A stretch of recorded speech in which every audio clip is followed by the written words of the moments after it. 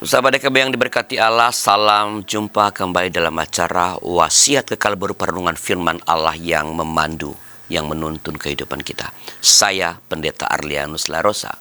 Renungan kita pada hari ini Rabu 15 April 2026 ditulis oleh sahabat saya Pendeta Yoce Handrikaru dari GKI Kebonjati Bandung dengan judul Tanda Yunus, didasarkan pada Injil Matius pasal 12 ayat 38 sampai ayat 42, dan yang akan jadi pusat permenungan kita adalah Matius 12 ayat 39. Sebelum kita membaca Alkitab, mari kita berdoa. Tuhan, tolonglah kami supaya apa yang akan kami baca dari kitab suci dan kami dengarkan sungguh-sungguh dapat menolong kami menjadi semakin dekat kepada Tuhan, semakin memahami kehendak Tuhan, dan mengerjakannya dengan konsisten. Dalam nama Tuhan kami, Yesus Kristus. Amin. Sahabat, Injil Matius pasal 12 ayat 39, dengarkanlah firman Tuhan. Jawabnya kepada mereka, generasi yang jahat dan tidak setia ini menuntut suatu tanda, tetapi kepada mereka tidak akan diberikan tanda selain tanda Nabi Yunus. Sahabat, mujizat terbesar bukanlah ketika Tuhan mengubah keadaan di sekitar kita, melainkan ketika terjadi perubahan dan pengenalan dan penerimaan akan Tuhan di dalam kehidupan kita. Pertobatan dan pembaruan hati adalah mukjizat terbesar yang dapat terjadi dalam hidup seseorang. Inilah inti dari apa yang Yesus inginkan, yaitu pembaruan hati yang membawa pada pertobatan sejati dan iman yang kokoh kepada Tuhan.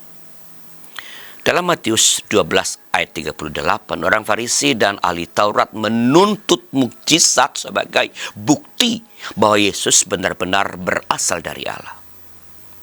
Namun Yesus menjawab bahwa kepada mereka tidak akan diberikan tanda selain tanda Nabi Yunus.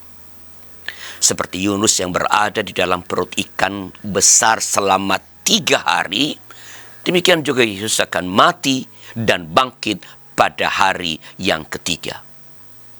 Selain itu, tanda Yunus juga merupakan panggilan untuk pertobatan sejati. Yunus menyerukan pertobatan kepada orang Niniwe dan mereka pun bertobat.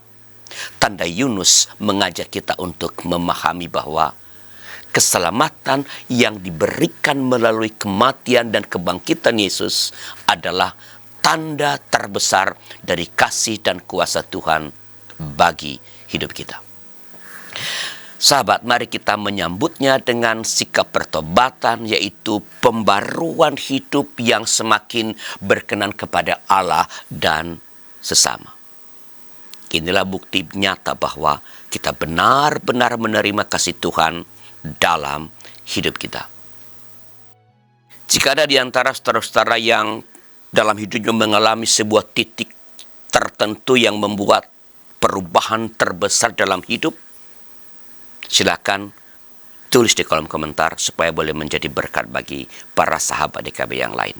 Dan jika ada di antara sahabat DKB yang ingin didoakan, silakan menyampaikan pokok doanya kepada kami lewat nomor 0812-8188-9191, atau bisa juga kunjungi website baru YKB, yaitu www.ykb-media.org. Kami tentu dengan senang hati mendoakan saudara. Di dalamnya, di web itu ada menu tentang permohonan dukungan doa. Silakan tuliskan di sana. Dan sekali lagi, tim doa YKB akan dengan sukacita mendoakan saudara. Mari kita berdoa. Ya Tuhan, kami mohon Engkau terus menolong kami dalam melakukan pembaruan-pembaruan yang terus-menerus dalam hidup kami, supaya semakin banyak kesalahan yang akan kami tinggalkan, dan semakin banyak hal benar yang kami kerjakan, semakin banyak hal yang jahat yang kami tinggalkan, dan semakin banyak hal yang baik yang kami tunjukkan. Tolong kami, ya Tuhan. Kami berdoa bagi para sahabat DKB yang barangkali sekarang sedang bergumul tentang mengubah diri. Ingin mengalami perubahan-perubahan, tapi hal-hal yang lama terus mengejar tanpa mereka dapat mengontrolnya. Beri mereka penerimaan pada diri, dan biarlah mereka boleh berserah kepada Tuhan. Biarlah tekad mereka itu boleh mereka serahkan kepada Tuhan, dan meminta dukungan-dukungan dari orang-orang terdekat mereka untuk menjadi sarana Tuhan dalam menolong mereka mengalami pembaruan hidup, meninggalkan perbuatan-perbuatan salah dan jahat, dan semakin banyak mengerjakan, melakukan, mengatakan hal-hal yang baik dan benar.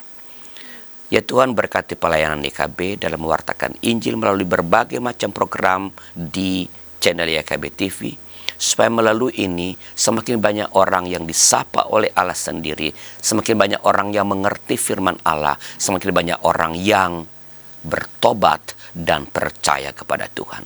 Terima kasih Bapa, dalam nama Tuhan kami, Yesus Kristus. Amin. Demikian sabar renung kita pada hari ini. Jangan lupa subscribe, like, dan bagikan kepada sebanyak mungkin orang. Tuhan memberkati saudara.